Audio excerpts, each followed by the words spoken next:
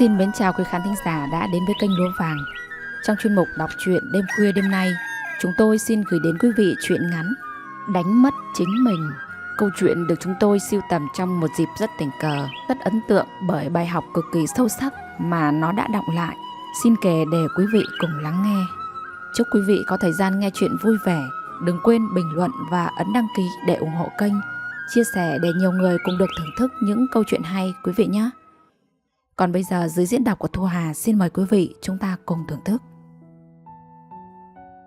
Khi gặp Ngọc, anh đã 31 tuổi, vẫn độc thân. Còn cô thì đã 30, qua một lần ly hôn và có một đứa con gái nhỏ. Họ gặp nhau trong một hội thảo dành cho các chủ doanh nghiệp, các công ty nhỏ và vừa. Cô đẹp và thanh lịch, ăn mặc chỉn chu, sang trọng, nói cười rạng rỡ. Cô bị thu hút bởi sự giản dị và chân thành của anh. Anh khác biệt với những người đàn ông khác mà cô đã từng gặp. Anh không dùng sự giàu có hay địa vị để gây ấn tượng, mà thay vào đó là một sự sâu sắc và trầm tĩnh. Ngọc cảm nhận được sự chân thành và tấm lòng của anh, điều mà cô luôn tìm kiếm nhưng hiếm khi thấy ở những người đàn ông khác xung quanh cô. Anh giản dị, mặc dù sự nghiệp cũng đã ổn định rồi. Nhiều người thích cô lắm, chẳng ngờ cô và anh lại yêu nhau. Sao anh chưa lấy vợ? Cô hỏi khi nằm gác cằm lên vai anh ở trên giường. Chuyện dài lắm. Ngày năm ba đại học, anh có thích một cô bé năm nhất tên là Mây. Cô ấy có mái tóc dài và bầu má hơi hơi đỏ. Anh thì ở Thái Nguyên, cô thì tận Hà Tĩnh.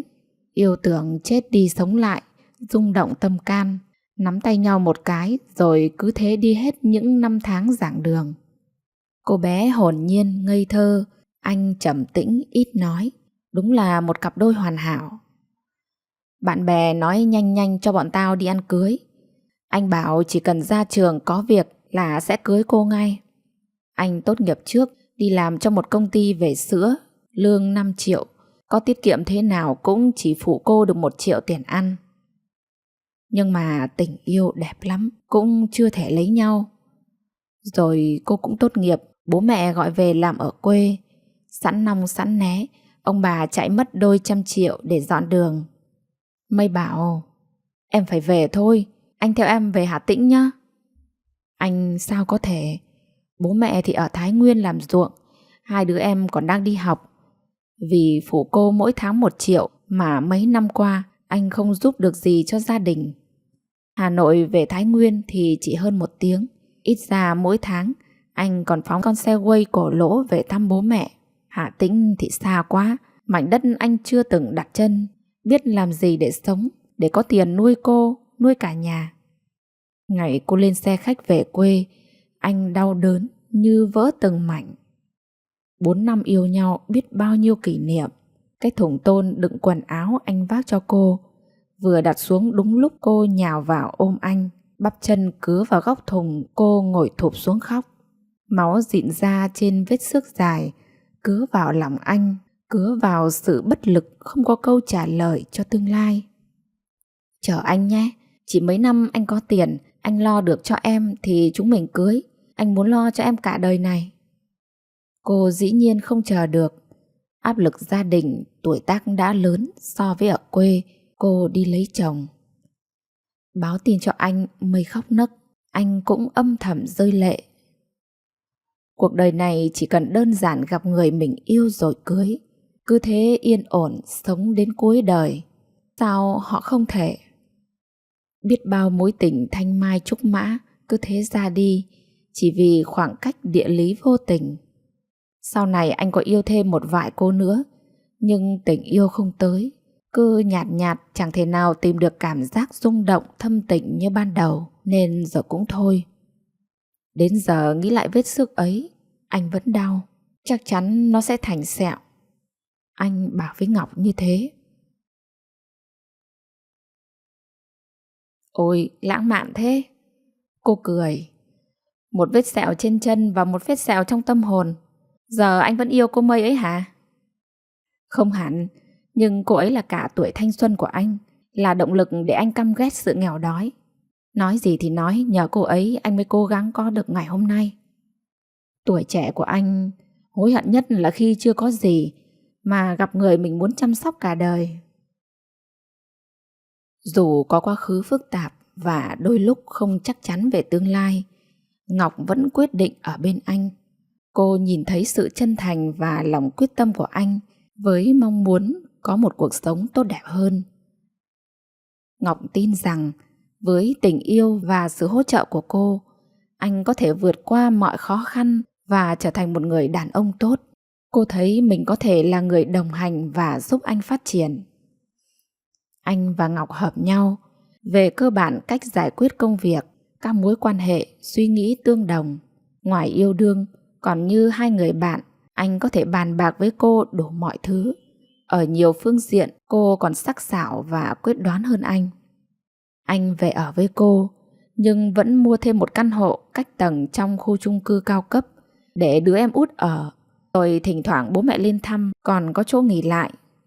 Anh vẫn chưa sẵn sàng cho họ biết mối quan hệ này, dù nó đã được hơn 2 năm. Cũng vì bố mẹ anh cổ hủ, Ngọc thì đã một lần đổ vỡ, lại có một đứa con riêng. Trường đại học của anh hội khóa toàn trường. Ngọc cười bảo: lại được gặp em Mây rồi nhá. 10 năm không gặp, tưởng tình đã cũ. Mây bay bao năm tưởng tình đã xa. Nhưng em Mây ơi, ngàn năm thương nhớ. Cái gì nhỉ, em quên mất rồi. Anh cười: vớ vẩn, giờ người ta có chồng có con, gặp cũng chỉ hỏi thăm 1-2 câu là cùng. Cô cười khanh khách trèo lên lòng anh, vẫn vít đôi tay lùa vào tóc, bảo người yêu em phải đẹp trai lồng lộn lên cho các em gái thèm, nhưng mà cấm được léng pháng nghe chưa. 33 tuổi, anh tưởng là đã đủ bản lĩnh cứng cáp để bình tĩnh. Ai dè vẫn không cưỡng được lòng mình, kín đáo nhìn quanh để tìm bóng hình người cũ. Kỷ niệm đẹp quá. Tình yêu 4 năm không ngày nào không gặp. Mây trong lòng anh như cả một quãng thanh xuân không thể xóa nhòa. Hai người gặp nhau giữa sân trường, vẫn là Mây mà anh nhớ. Vẫn là cô bé nhỏ nhắn, giản dị, má đỏ hây hây. Vẫn là ánh mắt cứ cúi gằm xuống, lâu lâu ngước lên nhìn rồi lại cụp xuống. Bàn tay vặn vào nhau, đôi giày đã cũ. Lòng anh nhói một cái. Nếu ở bên anh, nếu anh chăm sóc, chắc hẳn giờ này cô ấy đã đẹp hơn, sành điệu hơn, tự tin hơn. Giờ anh có thể cho cô tất cả thì đã muộn mất rồi. Cái chữ muộn nó nặng trĩu. Nhóm bạn chơi ngày cũ rủ nhau đi ăn, khéo léo rủ cả mấy em gái dưới khóa và có cả em Mây. Họ ngồi đối diện nhau, Mây cứ cúi gằm, anh xót xa, chén rượu trong mồm đắng ngắt. Bạn bè đầy thuyền, bao nhiêu đôi ngày xưa bị chúng nó trêu cho bằng chết. Em Mây ly dị rồi nhá, có một con trai, mày thì độc thân, Châu về hợp phố, tậu được cả Châu lẫn nghé nữa nha. Rượu vào phấn khích rủ nhau đi hát karaoke. Hai người ngượng ngùng bị đẩy lên hát song ca kinh điển Lời của gió. Đẹp đôi quá đi mất. Bạn bè xì xào, rượu chảy như suối. Mày nó khổ lắm anh, bị chồng đánh chịu không nổi. Làm văn thư ở huyện lương có 3 triệu lại phải nuôi con. Tiếng được tiếng mất của cô em cùng lớp Mây lóng bõng trong tiếng nhạc ồn ào. Đêm ấy anh đưa Mây về, rồi thế nào đó hai người quấn vào nhau. Mây khóc thổn thức vùi vào anh.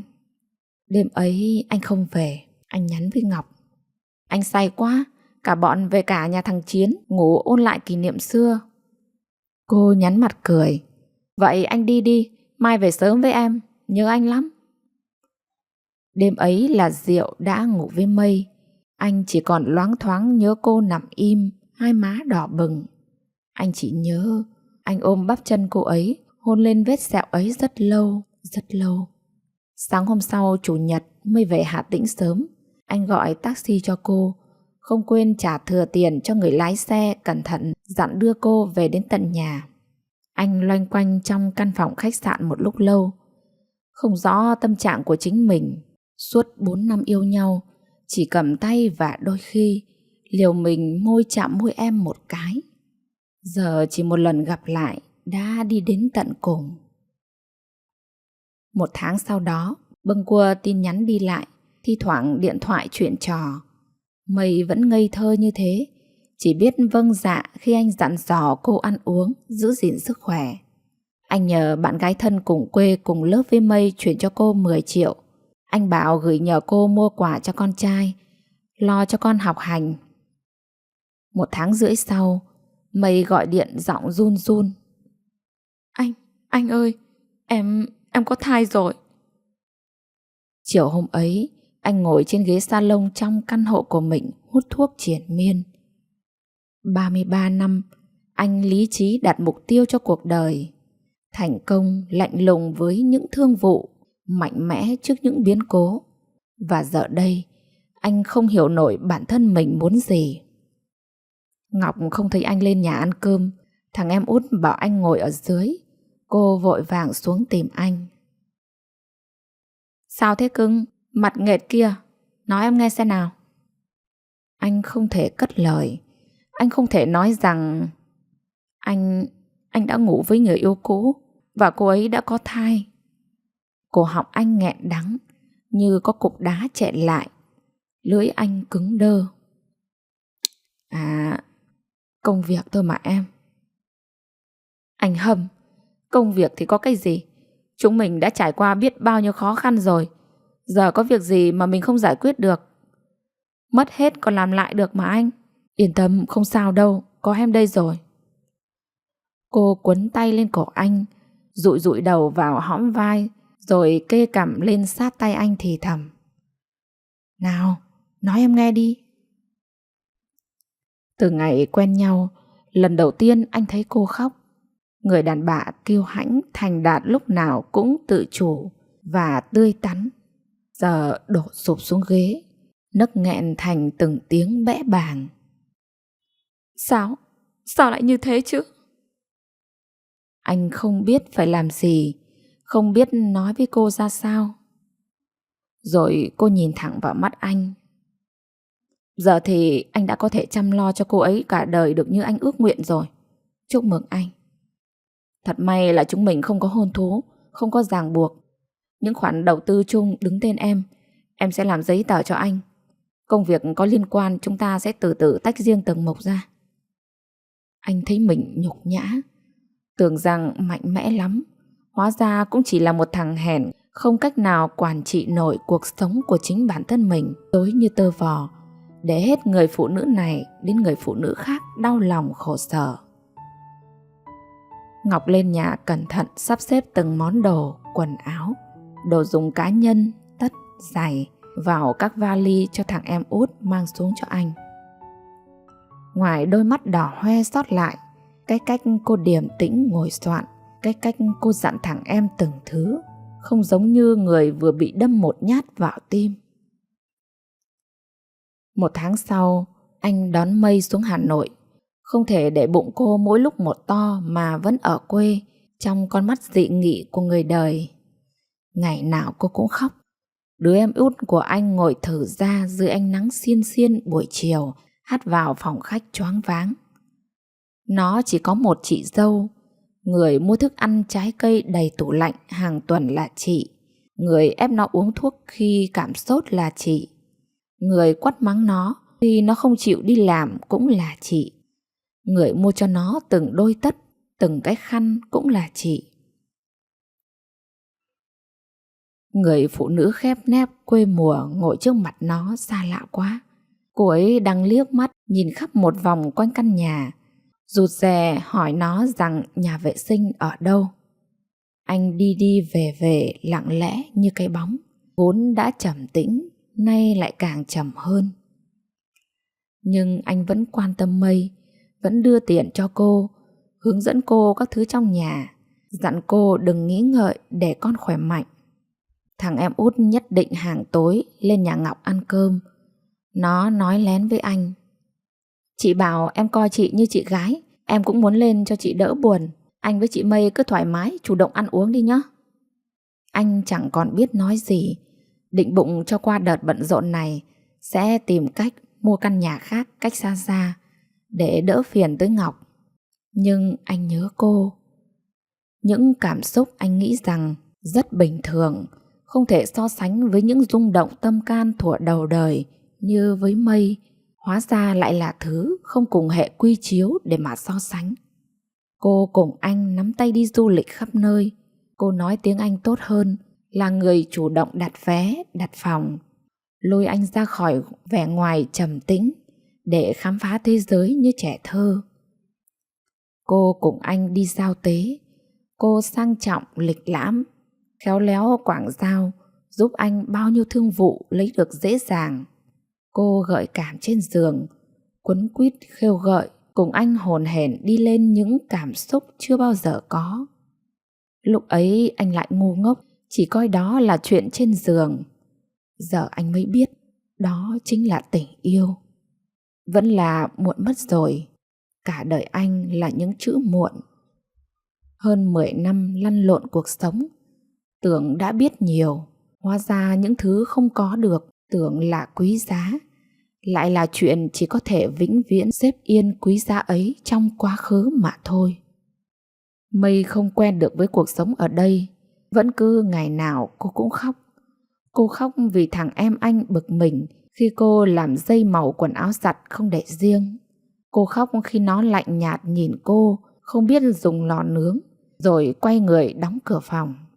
Cô khóc vì anh về muộn, một mình cô ở nhà không biết làm gì. Cô khóc vì nhớ con trai nhỏ ở quê chưa đón ra được. Cô khóc vì nghén ăn vào lại nôn ra. Cô khóc vì tự cảm thấy sự gượng gạo của anh mỗi lúc lên giường nằm cạnh. Anh bị áp lực trước sự áp lực của Mây. Anh cũng không thể nào quen với cái cách cô nằm im, mắt nhắm nghiền khi anh làm chuyện ấy. Anh nhớ sự mãnh liệt của Ngọc, nhớ ánh mắt dại khờ của cô khi bấu chặt lấy anh nấc lên từng hồi. Anh nhớ thân hình mảnh mai của cô lật anh lại để nhảy lên trên điên cuồng lấn chiếm. Có lần đi làm về, anh vô thức bấm thang máy lên tầng nhà Ngọc. Bước tới sát cửa nhà cô rồi mới khựng lại quay đi. Thằng đàn ông như anh tư cách gì làm phiền cô nữa. Em út cũng nhìn ra tâm trạng của anh trai. Buổi tối ngồi xem bóng đá cùng nhau, thấy anh đăm chiêu cười đều bảo: anh cái gì cũng muốn nhỉ, thàm thế. Anh bất giác nổi khùng: mày thì biết cái gì, im mồm đi. Một buổi tối cuối tuần, khi bầu trời đã nhuộm màu tím thẫm, anh và đứa em út ngồi trên ban công của căn hộ chung cư. Tiếng gió nhẹ nhàng thổi qua, mang theo hơi mát của buổi đêm. Đèn thành phố lung linh bên dưới, tạo ra một không gian tĩnh lặng và yên bình. Anh rót 2 ly trà, một cho mình và một cho em trai. Em út ngồi đó, chậm rãi khuấy ly trà của mình, rồi bất ngờ phá vỡ sự im lặng. Anh à, em không hiểu tại sao mọi chuyện lại thành ra như vậy. Em nhớ chị Ngọc lắm.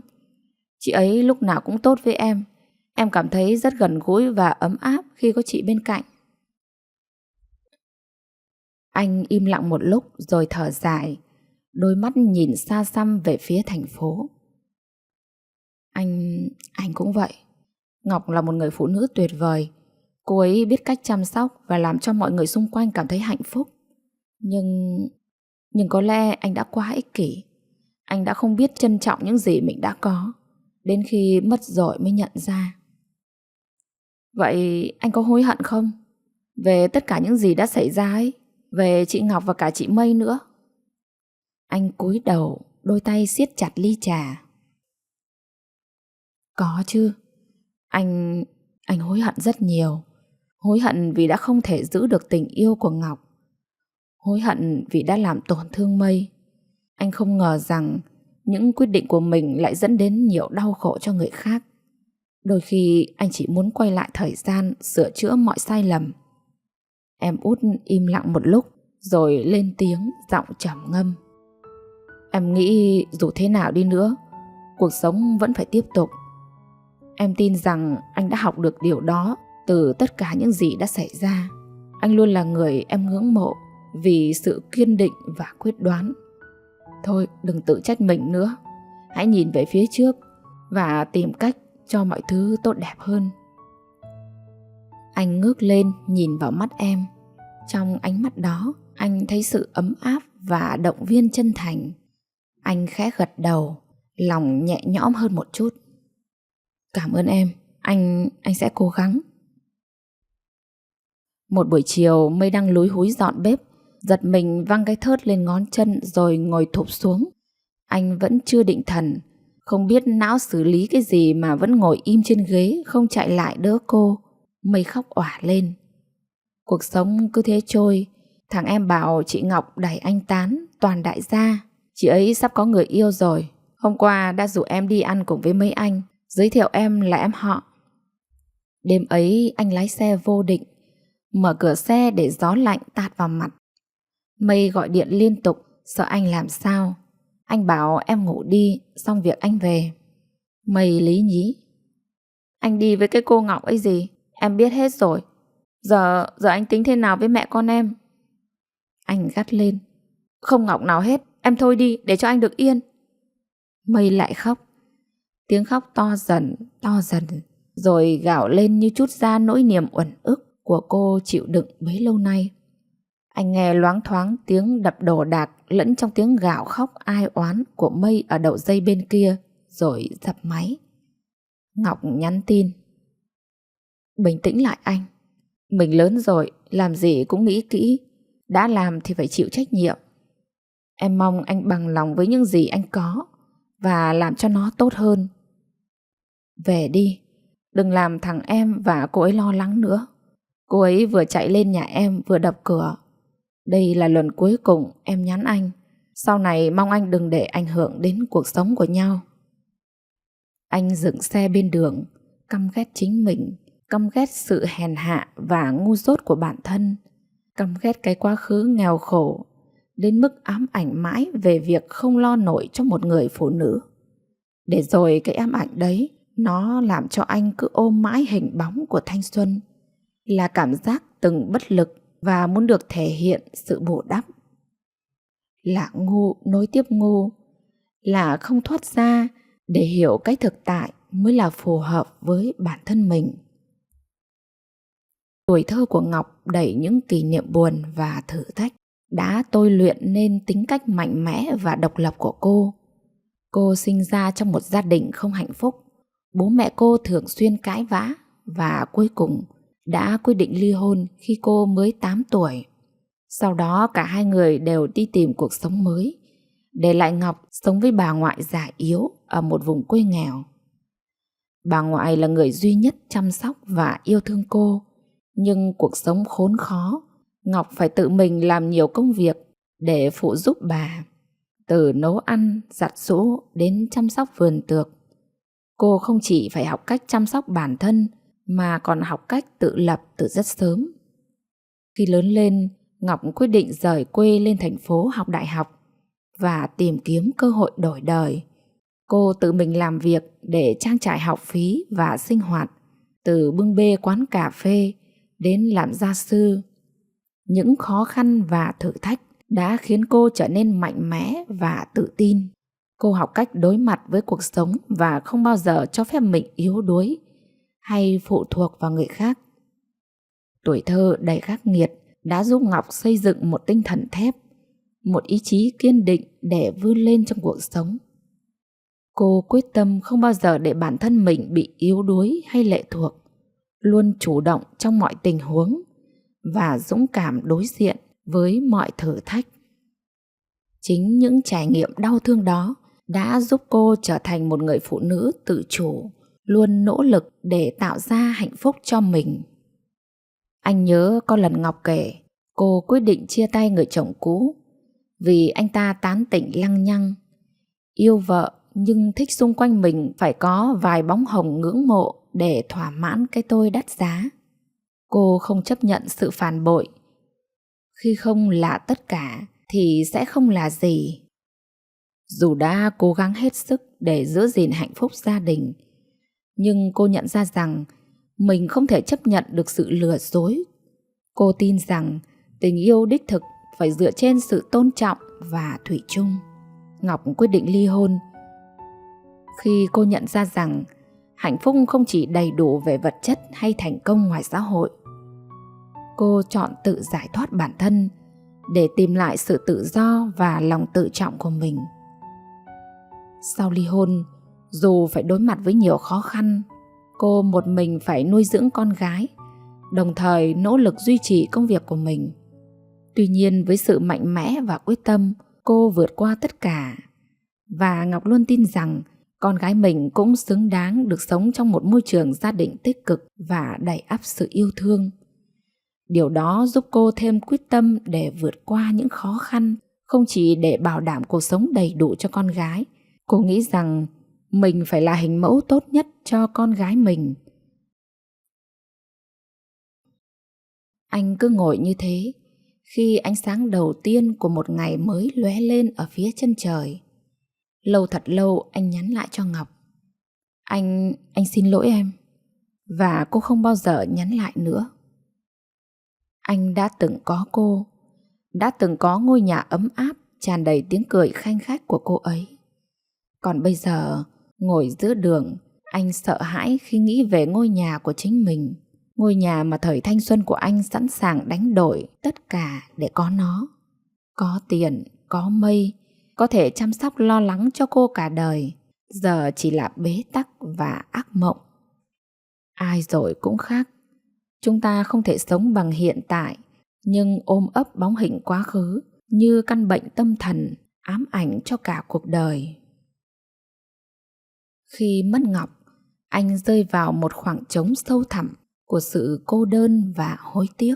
Dù trước đó anh đã cố gắng thay đổi và cải thiện bản thân, nhưng những tổn thương và những lỗi lầm trong quá khứ đã quá lớn để có thể sửa chữa.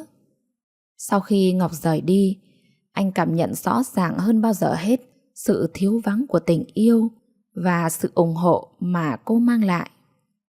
Với Mây, dù đã có những khoảnh khắc ấm áp và hạnh phúc bên anh, nhưng sự mâu thuẫn và sự không đồng điệu trong các mối quan hệ đã làm Mây mệt mỏi. Cô quyết định rời xa. Không chỉ vì mâu thuẫn và bất ổn trong các mối quan hệ, mà còn vì cô cảm thấy lạc lõng, không hạnh phúc trong cuộc sống mới. Dù anh đã cố gắng chu cấp và chăm sóc cho cô, Mây vẫn cảm nhận được sự xa cách và thiếu tình cảm thực sự từ anh.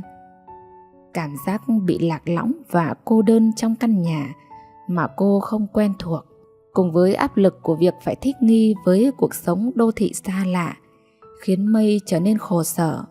Cô thấy mình không thuộc về nơi này, không thể hòa nhập vào cuộc sống của anh và môi trường xung quanh. Việc không thể tìm được sự kết nối thực sự với anh, cũng như không nhận được sự quan tâm, yêu thương chân thành, làm Mây càng thêm tổn thương sâu sắc và đau khổ.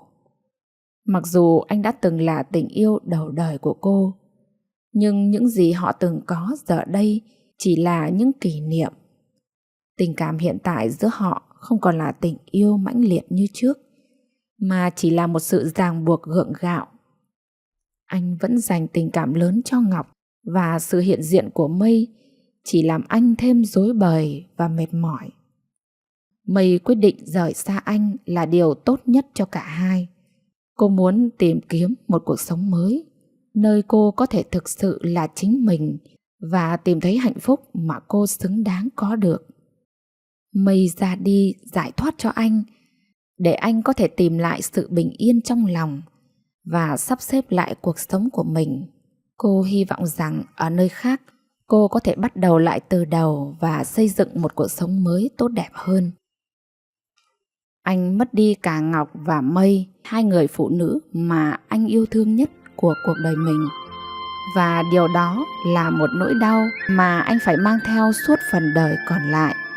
Hạnh phúc không phải lúc nào cũng tồn tại mãi mãi, và một khi đã đánh mất, nó không bao giờ quay trở lại.